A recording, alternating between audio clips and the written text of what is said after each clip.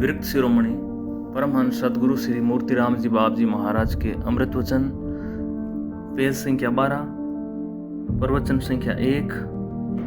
बार बार जन्म लेना और मृत्यु को प्राप्त होना, इससे बढ़कर भयंकर दुख दूसरा नहीं है। मनुष्य जन्म में आए हो तो इस दुख को हमेशा के लिए मिटा दो। ध्यान रहे, इस दुख से मुक्त करवाने वाला अन्य कोई नहीं है। इस दुख का मिटाना खुद के हाथ है। सभी लोग गर्भ में उल्टे थे।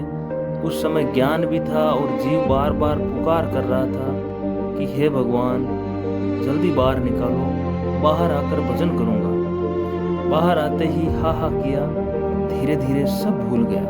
भीतर में उल्टा था और बाहर भी उल्टा चलने लगा। भाई, उल्टा चालो तो मुक्ति हो जाए। मुक्ति दूर नहीं है, तुम्हारे खुद के हाथ में है। पर कोई कहना माने तो कहना मानते ही नहीं हो। तुम लोगों के भीतर जो अशांति है उस पर विचार करो। ये अशांति क्या है? अशांति का कारण है व्यवहार सही नहीं है। साधुओं की मंडी में अशांति क्यों? साधु नहीं है, असाधु है। जहाँ शांति है वहीं साधुपना है। जहाँ अशांति है तो साधुपना नहीं है। इसके उपरांत अशांति है तो निगुरा है, गुरु नहीं है। गुरु की बात माने तो अशांति रह नहीं सकती।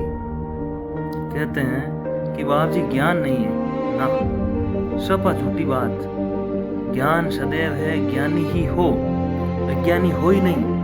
अज्ञान को ओढ़ रखा है, बाहर से अज्ञान लिया है। सूर्य तो सदैव है, निरंतर है, शाश्वत है, परंतु बादल के आवरण से है, भ्रांतिवश ही सूर्य नहीं दिख रहा है। बादल सच्चे थोड़ी हैं, सच्चा तो सूरज है।